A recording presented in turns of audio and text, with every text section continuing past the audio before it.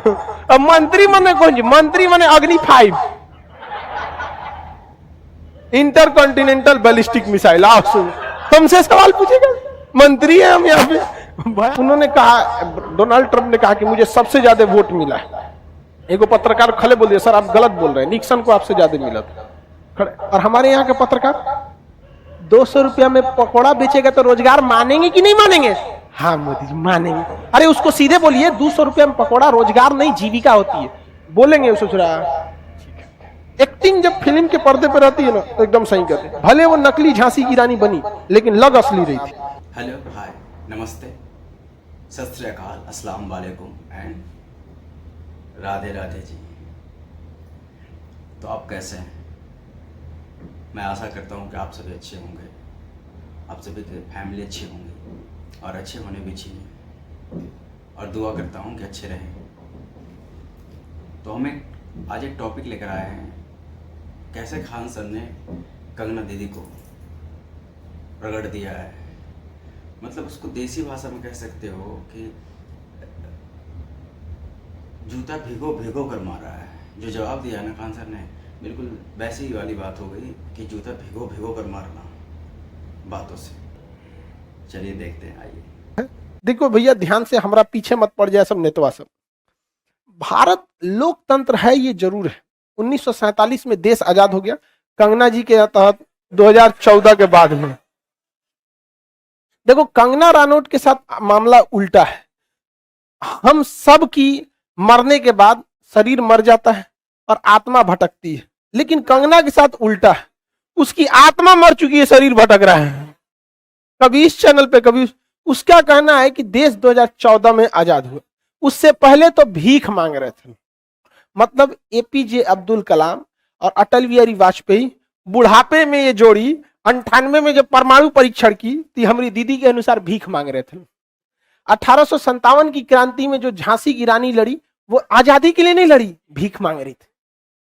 भगत सिंह, राजगुरु, चंद्रशेखर, अरे बिहार का मुजफ्फरपुर का छोटा बच्चा 11 साल का खुदीराम बोस हंस के फांसी पे चढ़ गया, भीख मांग रहा था। यही होता है जब आप 12वीं फेल गजेड़ी चरसी को आप क्या दे देते हैं। ये हम नहीं कर रहे हैं, ऑन कैमरा कंगना रानौत ने खुद एक्सेप्ट किया कि जब हम बॉलीवुड में आए थे तो चरस और गांजा के मतलब ट्रैप में फंस चुके थे, दिन भर गांजा फूंक के पड़े रहते थे, खुद बोली है।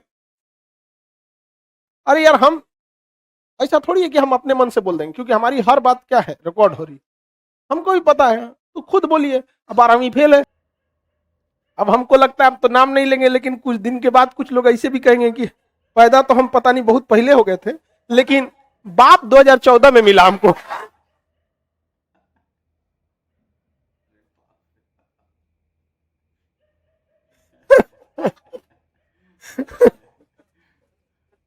ऐसा भी नहीं होना चाहिए। देखो हम सब लोग को पता है, मोदी जी किसी एक का तो प्रधानमंत्री, हम सब के प्रधानमंत्री। हम लोग देखिए, आपको जो योजना है वो अच्छा काम करते हैं, हम एकदम खखोर खखोर के बताते हैं कि देखो ये इतना बेहतरीन काम किए। अभी S-400 मिसाइल आ रहा है, अभी हम उसका वीडियो बनाने वाले, आप उसको देखिएगा, पूरा डिटेल से बताएंगे। लेकिन जहां गलत रहते हैं वहां हम स्लाइटली बोलते हैं, कि आराम से बोलते हैं, पिन करके नहीं बोलते कि आपने गलत किया, क्योंकि हम भी होंगे, अगर आप भी होंगे प्रधानमंत्री की कुर्सी बैठेंगे, आपसे भी गलतियां होंगी। लेकिन इसका मतलब ये थोड़े होता है कि यार चमचागिरी की भी एक लिमिट होती है। कुछ दिन में सोचिए कुछ कर देगी। आगे देखते हैं लोग, आगे देखते हैं। तो हम लोग को जो आजाद, हम लोग लोकतंत्र में 70 साल से रह रहे हैं। हमारा लोकतंत्र अभी नया है।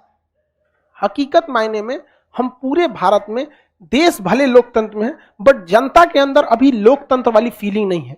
अभी भी उसके अंदर राजतंत्र वाली फीलिंग है। वो विधायक के सामने जाके भीगल कुत्ता की तरह हो जाता है, मालिक बैठी, यहाँ आराम से बैठने लगे। लोकतंत्र आपको रियल मायने में आपके वार्ड मेंबर के साथ दिखता है।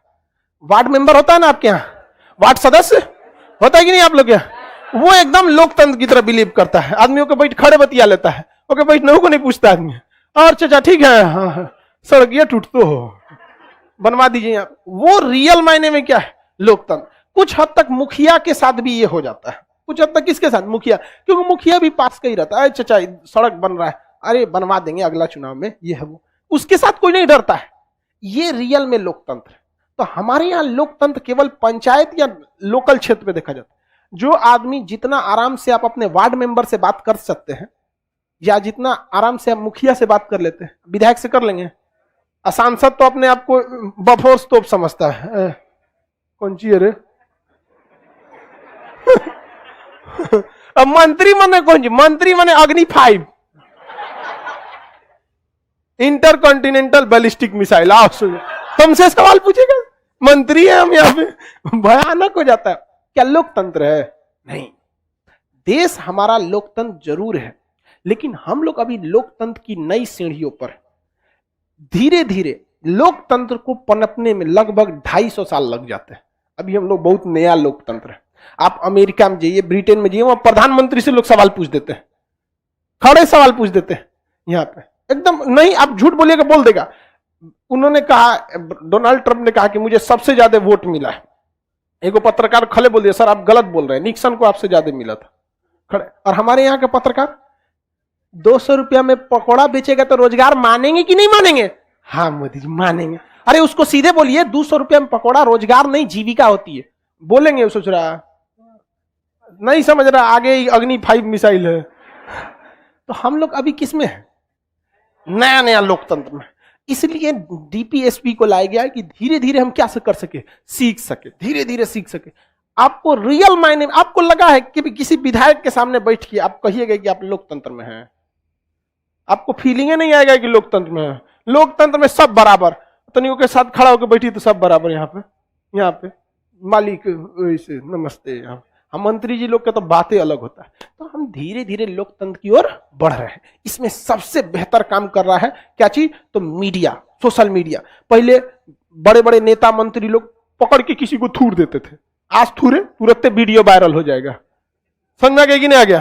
तुरंत वीडियो वायरल हो जाएगा, अब फंस के चल जाएंगे। तो ये काफी चीजें हम लोग में सुधार हो रही है, धीरे धीरे इसका सुधार है। अच्छी बात है, धीरे धीरे होना भी चाहिए। सर कंगना रनौत को किस आधार पर पद्मश्री अवार्ड मिला गया? चमचागिरी। अब आपको अगर इतना भी समझ में नहीं आ रहा है तो फिर आप लोकतंत्र में क्या कर रहे हैं? समझ आ गया कि नहीं? देखिए फिर भी कंगना रनौत में जो भी है, बट एक्टिंग के बेसिस पे अच्छा एक्टिंग करती है, नो डाउट। जो उसका एक्टिंग होता है फिल्मों में, उसमें कोई कमी नहीं करती है वो। चाहे एगो फिल्म में वो अपने हस्बैंड से लड़ रही होती है, तनु वेट्स मनु में, हम खाली लड़ैया वाला सिनेमा देखे हैं यहाँ पे, तो उसके लिए वो चीज ठीक है। एक्टिंग जब फिल्म के पर्दे पे रहती है ना, तो एकदम सही कहते हैं। भले वो नकली झांसी की रानी बनी, लेकिन लग असली रही थी। समझ में? ये उसके अंदर है, ये उसकी टैलेंट है, इसको आप नहीं नकार सकते। लेकिन उसको भी सोचना चाहिए जहां अच्छे हैं वही रहो। तो सर ने तो धो दिया भाई, जूता भिगा भिगो कर मारा। खैर गलत नहीं है। देखो उसने खुद, कंगना ने खुद ऑन कैमरा कहा, मीडिया के सामने कहा कि जब मैं फिल्मों में गई थी तो चरस भांग पीकर ऐसी पड़ी रहती थी, और फलाने कितने कितने स्टेटमेंट दिया उसने यार। कम पढ़ी लिखी है तो कम पढ़ी मैटर नहीं करता, टैलेंट उसके पास बहुत ज़्यादा है। एक्टिंग देखो सर ने कहा, और सभी कहते हैं कि एक्टिंग तो उसको आती है, और मैं खुद उसकी एक्टिंग का दीवाना था एक समय। लेकिन जब उल्टा पुल्टा बयान देने लगी ना, तो भाई साहब ऐसे लोगों को फॉलो करना और देखना अच्छी बात थोड़ी ना। तो मैं ये नहीं कहूँगा कि हर आदमी परफेक्ट होता है, लेकिन यार परफेक्ट नहीं होता है, थोड़े गलती थोड़े ठीक है, लेकिन ज़्यादातर सही होते हैं यार। कुछ ही गलतियाँ होती हैं जो जिसको भी लोग सुधारने की कोशिश में लगे रहते हैं कि भाई ये नहीं हुआ, गलत हुआ तो हम इसको अगले बार सही करेंगे। लेकिन ये बंदी ना, जब से फिल्म थोड़े से कम करना स्टार्ट किया, राजनीतिक में आए, तब से तो भाई बिल्कुल ये अंधभक्त हो गई, बिल्कुल ज़्यादा वाली अंधभक्त हो गई है। क्या बोल देगी, कहाँ से क्या इन्फॉर्मेशन ले आएगी पता नहीं। ये 2014 में भारत को आज़ाद करवा रही है, बताओ। प्रधानमंत्री सुभाष चंद्र बोस को बता रही है, जो प्रथम प्रधानमंत्री है। पता नहीं कौन सा हिस्ट्री किताब पढ़ के आई है यार। या जानबूझ कर ऐसे बोलती है कि टीआरपी मिले, या लोगों में हमारी बदनाम हुआ लेकिन छवि बने, पता नहीं, मुझे तो नहीं समझ में आता यार। खैर छोड़ो, एक बात कहना चाहता हूँ उसमें कि आदमी को पढ़ा लिखा होना बहुत जरूरी है, बहुत ज़्यादा जरूरी है जी। मैं ये नहीं कहता हूँ कि सब पढ़े लिखे अच्छे होते हैं और सब बुरे भी होते हैं, ऐसा नहीं है। वो अपनी परवरिश पे भी निर्भर करता है। कई बार कम पढ़े लिखे भी बड़ों के कान काट देते हैं, संस्कार में, बोलने चालने में, व्यवहार में। देखो, कुछ भी हो, पढ़े लिखे हो या ना हो, लेकिन आपका व्यवहार सही है ना,